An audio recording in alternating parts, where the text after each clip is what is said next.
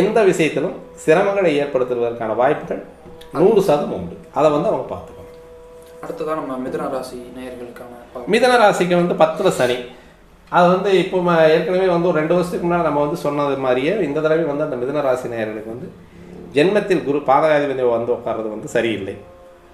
10ஆம் இடம் அப்படின்னு சொல்லக்கூடிய இடத்துல வந்து சனி உட்காருவதும் சரியில்லை. தொழில் சனி, கர்மச்சனி.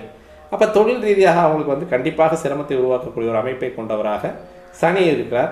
அதேமாதிரி 9ஆம் இடத்துல இருக்கக்கூடிய ராகு அப்படின்னு சொல்லக்கூடியது தந்தையினுடைய உடல், பெரியவர்களுடைய நன்மதிப்பு, இது எல்லாமே வந்து ரொம்ப கவனமாக பார்த்துட்டு வந்தாங்கன்னா மிதுன ராசி நேயர்களுக்கு வந்து கொஞ்சம் இந்த வருஷம் நல்ல வருஷமாக இருக்குது. இருந்தாலும் மிதுன ராசி நேயர்களுக்கு அப்படின்றது வந்து கொஞ்சம் கடினமான வருஷமாகவே இந்த வருஷம் போகும் அப்படின்றத வந்து கண்டிப்பாக நம்ம சொல்லணும்.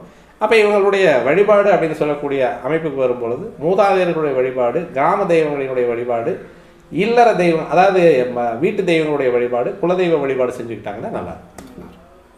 அடுத்து நம்ம கடகராசி நேயர்கள். கடகராசி நேயர்களுக்கு வந்து இப்போ 12ல் வந்து குரு, விரைய குரு, சுப செலவுகள் அதிகமாகும். சுப செலவுகள் அதிகமாகிறது அப்படின்றது வந்து கண்டிப்பாக வந்து இவங்க கடகராசி நேயர்களுக்கு ஓரளவுக்கு வந்து அவங்களுடைய குழந்தைகளுக்கு வந்து ஒரு சுப காரியங்கள் நடக்கிறது, கல்விக்காக செலவு, திருமணத்திற்காக செலவு. அதேமாதிரி அவங்க வந்து புது குடித்தனம் போகிறாங்க அப்படின்னா அவங்களுக்கான செலவுகளை கண்டிப்பாக வந்து இந்த குரு வந்து 12ஆம் இடத்துல இருக்கிற சுபகுரு, அதாவது சுப விரயங்களை செய்யக்கூடிய குருவாக வந்து உட்காருவார்.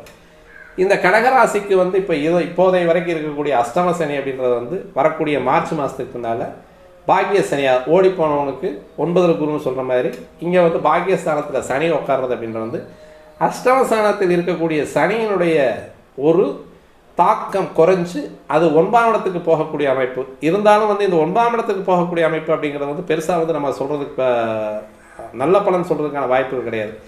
ஏன்னா 9ஆம் இடத்துல இருக்கக்கூடிய ராகு வந்து 8ஆம் இடத்துக்கு வந்து உட்காராரு இல்லையா. அப்போ அந்த 8ஆம் இடத்துல வந்து இருக்கக்கூடிய ராகு அப்படிங்கிறது வந்து கடகராசினியர் வந்து உயரமான இடங்களுக்கு போய் ஏறி ஏதாவது வேலை பார்க்குறவங்களுக்கு வந்து ரொம்ப ஜாக்கிரதையாக இருக்கணும். அவங்கள இன்சூரன்ஸ் போட்டு வச்சுக்கணும்.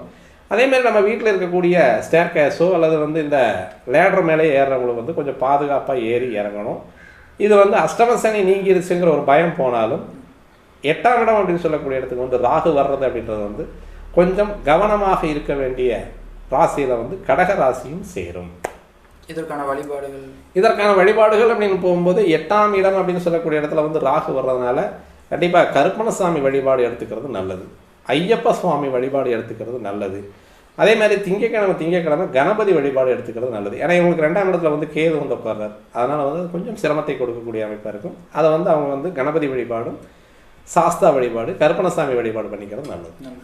அடுத்து நம்ம சிம்மராசினியர்களுக்கு சிம்மத்திலேயே வந்து இப்போ கேது உட்கார்றார்.